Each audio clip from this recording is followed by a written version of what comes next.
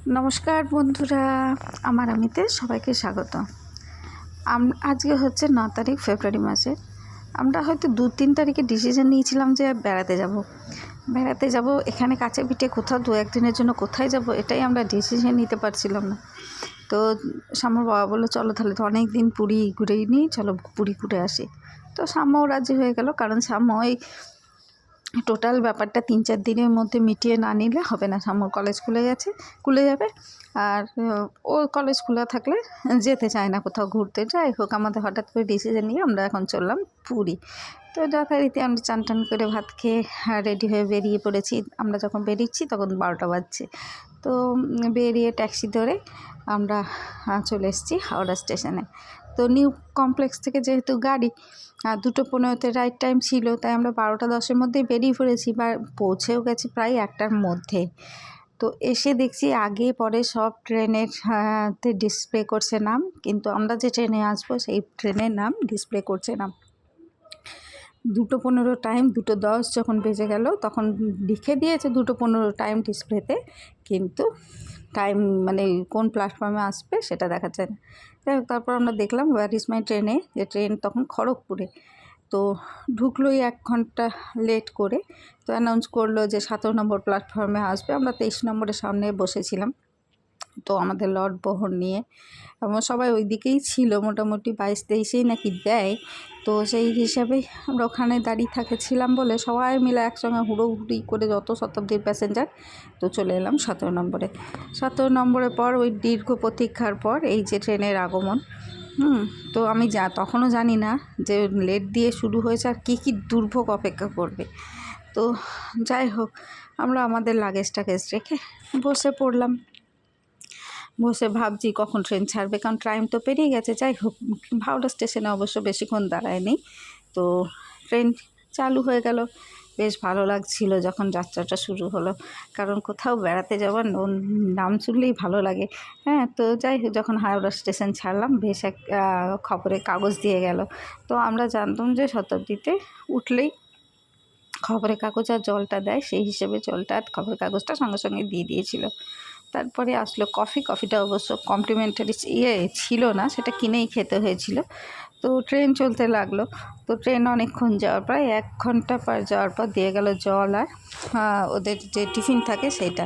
তার মধ্যে ছিল স্যান্ডউইচ, চিকি, বাদাম চিকি, তারপর টিকিট তো ছিলই, আর তার সঙ্গে ছিল একটা মুখরোচকের চিড়ে ভাজা, ডায়েট চিড়ে ভাজা, আর একটা গরম গরম কচুরি।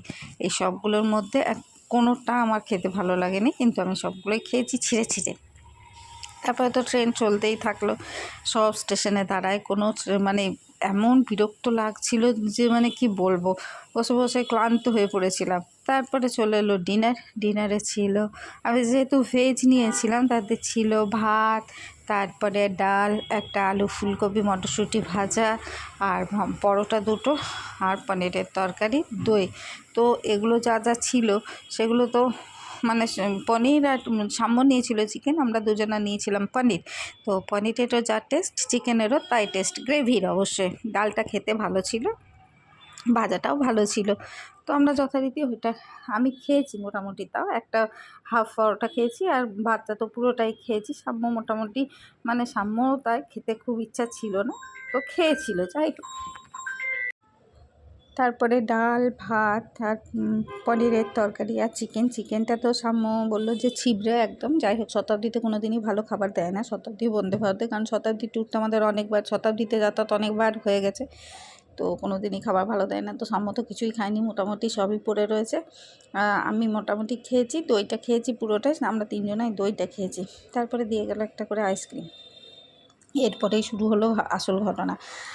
বসে আছি ট্রেনে, হঠাৎ বিকট গন্ধ, যে গোটা ট্রেনে অবশ্য তখন মোটামুটি ভুবনেশ্বর কটক সবইতেই নেমে গেছে প্যাসেঞ্জার। কিছু প্যাসেঞ্জার আমরা আছি, হয়তো ওই কম্পার্টমেন্টে গোটা 20 হয়তো প্যাসেঞ্জার আছি। তো সেখানে মানে বিভৎস গন্ধ বেরোচ্ছিলো। আমরা হয়তো 20-25 জন ছিলাম।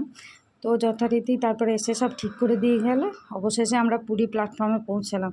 পুরীতে নেমেও আর এক বিড়ম্বনা, প্ল্যাটফর্মটা এত নিচু, যে জায়গায় শতাব্দীটাকে দাঁড় করিয়েছে মানে নামতে রীতিমতো বয়স্ক, আমার তো হাঁটুর প্রবলেম আছে, আমারও ভয় লাগছিল যে এত নিচু প্ল্যাটফর্ম হলে কী করে হবে। আর যারা বয়স্ক আছে তাদের তো ভীষণই অবস্থা খারাপ। তো রাত্রি তখন প্রায় আমরা পৌঁছালাম 11টা 15 নাগাদ। তখন দেখছি পুরী স্টেশনের বাইরে এরকম সবাই শুয়ে আছে। হ্যাঁ, তো মানে প্রচুর বিছানা করে ওখানে বিছানার মতো করেই দেওয়া আছে, মনে হয় ওইটা শোয়ারই জায়গা, যে যারা থাকবে পুরী দর্শনার্থী তাদেরকে ওইখানেই খাওয়া হবে। আমাদের হোটেলটা ছিল প্রায় থেকে পুরী স্টেশন থেকে 3.5 কিলোমিটার। তো একটা অটো ঠিক করা হলো, সে 3.5 কিলোমিটার যেতে চাইছে 250 টাকা, যাই হোক দরদাম করে 200 টাকায় রাজি হলো। তারপরে আমাদের লাগেজপত্র সেই অটোতে তুলে আমরা চললাম পুরী আমাদের হোটেলের উদ্দেশ্যে। আমরা যখন এসেছিলাম লাস্টবার তখন সামু অনেকটাই ছোট ছিল, হয়তো 2-3-তে পড়ে, তো এরকম টাইমে আমরা এসেছিলাম। তারপরে আমরা অটো করে চলে এলাম পুরী, এবং সেই জায়গায় যেখান থেকে প্রথম সমুদ্র দেখেছিলাম আমি, সেই জায়গায় যে একটা আলাদা উত্তেজনা ছিল প্রথমবার যখন এসেছিলাম পুরী তখন। এবার যেহেতু অত রাতে ঢুকেছি, পুরো হোটেল একদম পুরো অন্ধকার, কোথাও কিছু কিছু আলো জ্বলছে, তো ম্যাক্সিমাম জায়গায় দেখলাম আলো সব মানে অন্ধকার অন্ধকার ভাব একটা, যে খুব আলো তারা। তো রুমে পৌঁছে তো আমার খুবই ভালো লাগলো, যে এত সুন্দর ভিউটা না দেখেই বেশ মন ভরে গেল।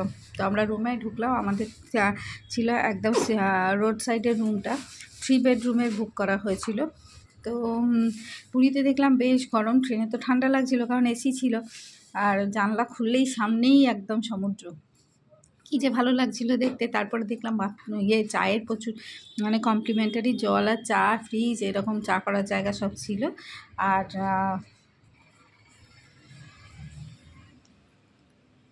তারপরে দেখলাম বাথরুমেও অনেক কিছু দেওয়া ছিল ওদের, সবই কমপ্লিমেন্টারি ছিল, শ্যাম্পু, সাবান, দুটো টুথব্রাশ, টুথপেস্ট, তারপরে শাওয়ার ক্যাপ, শাওয়ার জেল, এইসব যা মোটামুটি সব জায়গাতেই দেয় এরকম। তো তারপরে আমি সেগুলো দেখে নিলাম। সাম্মু প্রথমেই বলছে, মা এগুলো কি তোমার হয়ে যাবে? আমরা হ্যাঁ, পয়সা দিয়েইছে তো, এগুলো তো পয়সা ধরেই নিয়েছে, এগুলো তো নিয়েই যাবো। একদম রুম থেকে সামনে কোথাও প্রোগ্রাম হচ্ছিল, সেই সার্চ লাইট ঘুরছিল,